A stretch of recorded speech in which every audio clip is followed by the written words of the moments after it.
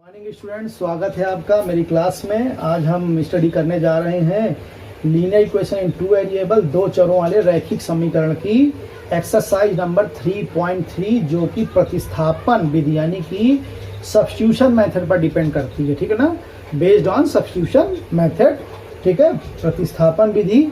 और इस विधि को मैंने पहले ही ये शुरुआत में मैंने 4 वीडियो बनाए थे, तो वहाँ पर हमने एक एक करके सारी विधियों के बारे में डिस्कस करा था और प्रतिस्थापन विधि के बारे में भी वहाँ पर मैंने बताया हुआ है। ठीक है ना, और अगर फिर से बताना चाहेंगे कि प्रतिस्थापन विधि में जो समीकरण दिए होते हैं तो किसी एक समीकरण का उपयोग करते हुए एक चर का मान दूसरे चर के पदों में निकाल लेते हैं। ठीक है ना, एक चर का मान दूसरे चर के पदों में निकाल लेते हैं और उस मान को जो जिस समीकरण से निकाला होगा उसमें नहीं बल्कि दूसरे समीकरण में प्रतिस्थापित कर देते हैं। प्रतिस्थापन का मतलब होता है सब्स्टिट्यूशन। ठीक है ना, और उसको आप सब्स्टिट्यूट कर देते हैं, फिर आपका एक चर बचता है समीकरण में, उसको हल करते हैं तो उस चर का मान निकल आएगा और जब मान निकल आएगा तो उसको हम किसी भी समीकरण में प्रतिस्थापित करके दूसरे चर का मान निकाल लेते हैं। ये पूरी विधि होती है। इसका पहला सवाल देख रहे हैं आप कि x + y = 14 और x - y = 4 है ना। 3.3 क्वेश्चन नंबर फर्स्ट का फर्स्ट पार्ट में लगा रहा हूँ। तो ये आपका x + y = 14 है। ठीक है ना, और x - y = 4 है। ये समीकरण पहला, ये समीकरण दूसरा। तो हम समीकरण 2 से x का मान निकाल ले रहे हैं y के पदों में। अगर x का मान निकालोगे यहाँ से तो x का मान क्या हो जाएगा, y उधर जाएगा, इधर माइनस था उधर गया तो प्लस का हो गया, तो y + 4 आ गया। ठीक है ना, अब ये जो मान आया समीकरण 2 है आपका। ठीक है, तो हमने लिख दिया समीकरण 1 में x बराबर y + 4 रखने पर, ठीक है ना, इतना हम रखे दे रहे हैं, सब्स्टिट्यूट करे दे रहे हैं। तो जैसे ही रखा समीकरण में x मान, तो यहाँ पर क्या आ जाएगा, x की जगह पे लिखेंगे y + 4 प्लस y = 14। ठीक है ना, तो y 2y हो गया और 4 इधर है उधर जाएगा, पक्षांतर करेंगे, हमें y का मान निकालना, तो y दुनिया एक तरफ बाकी सब कुछ एक तरफ। तो 2y बराबर हो गया 14 - 4। तो यह y बराबर कितना हो जाएगा, 14 में 4 जाएंगे, बचेगा 10/2 = 5 हो गया। ठीक है ना, और जब y का मान आ गया तो y का मान, ठीक है ना, किसी भी समीकरण में हम यहाँ चाहेंगे समीकरण 2 में रख दें, y का मान समीकरण 2 में, ठीक है ना, 2 में रखने पर जब इसमें हमने रखा यहाँ पर दूसरे समीकरण में, है ना, तो क्या आ जाएगा कि x = 5 + 4 यानी कि x का मान आ गया 9, तो इसलिए x = 9 हो गया और y बराबर आपका 5 हो गया। यही सवाल का हल हो गया। और ये जो हल किया गया ये आपका प्रतिस्थापन विधि के द्वारा समीकरण को हल किया गया है। ठीक है, जिस तरीके से आपने फर्स्ट का फर्स्ट पार्ट किया इसी तरीके से इसके कुल 6 पार्ट हैं। ठीक है ना, और जिस पे आपका पहले किसी एक का मान निकालेंगे, फिर हम एक समीकरण निकालेंगे। इसी तरह से हम इसका चौथा क्वेश्चन आपके लिए करते हैं। ठीक है, तो चौथा क्वेश्चन जब कर रहे हो तो ये आपका 4th पार्ट लगा रहे हो, फर्स्ट का 4th पार्ट। ठीक है ना,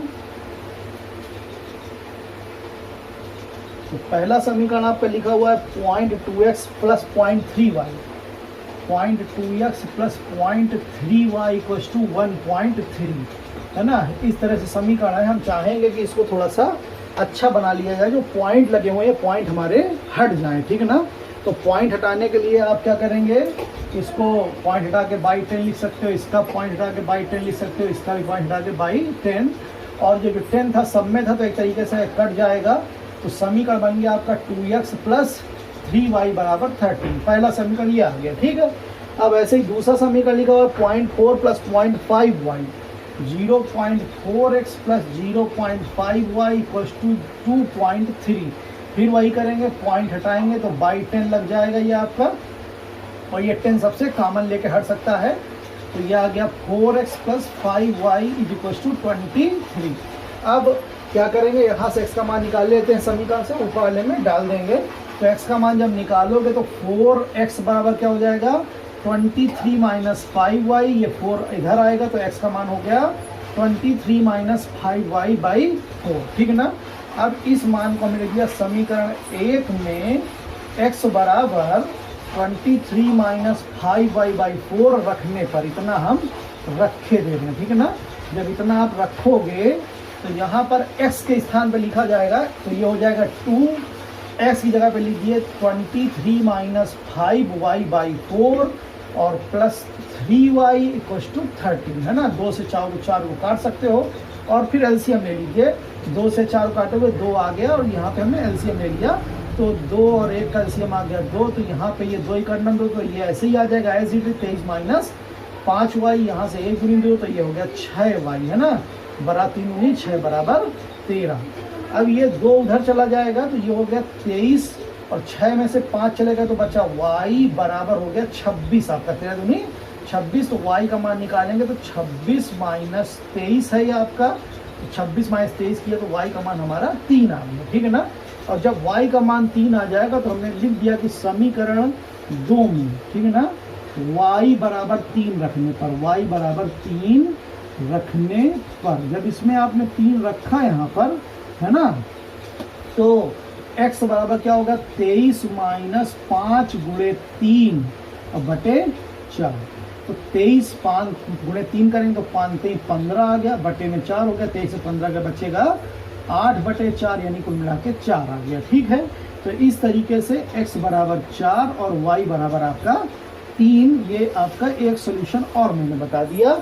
इसी तरह से आप इसके सारे पार्ट कर सकते हैं, है ना। और अगर कोई क्वेश्चन या तो कमेंट करें, मैं उसका आंसर दूंगा, ठीक है। या मेरे व्हाट्सएप पे भी अगर आप करते हैं तो मैं इसका आपको आंसर दे दूंगा, ठीक है।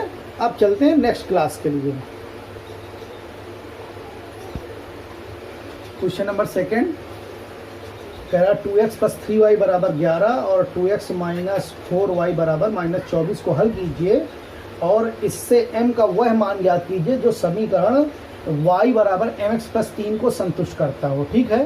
तो देखिए आप यहाँ पे चूंकि पढ़ रहे हो प्रतिस्थापन विधि के द्वारा सॉल्यूशन, तो हम इन समीकरणों को एक बार फिर से प्रतिस्थापन के ही द्वारा हल करना चाहेंगे, ठीक है ना।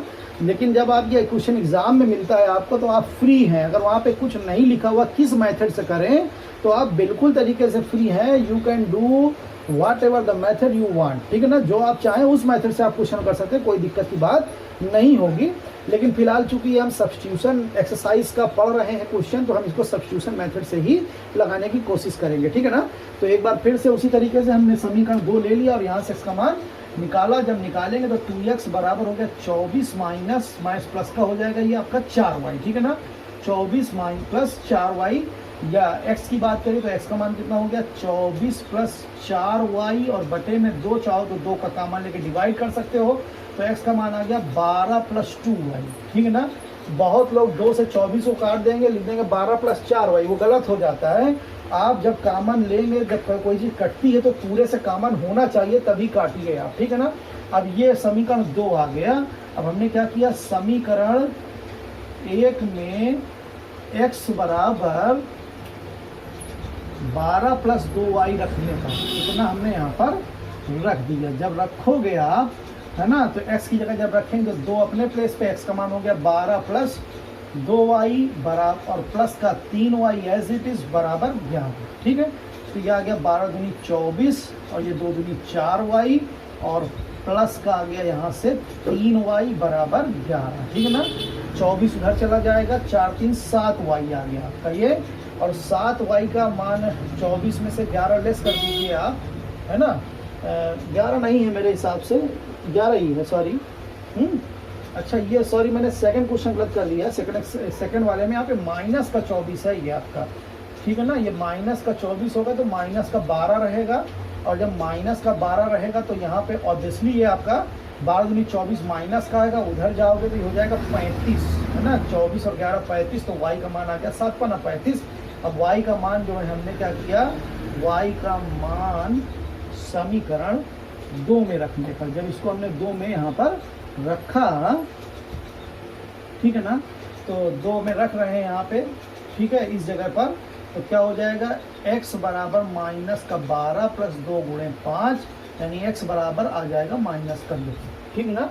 अब x और y के मान आ गए कि हमारा x का मान आ गया माइनस का 2 और y का मान आ गया हमारा 5।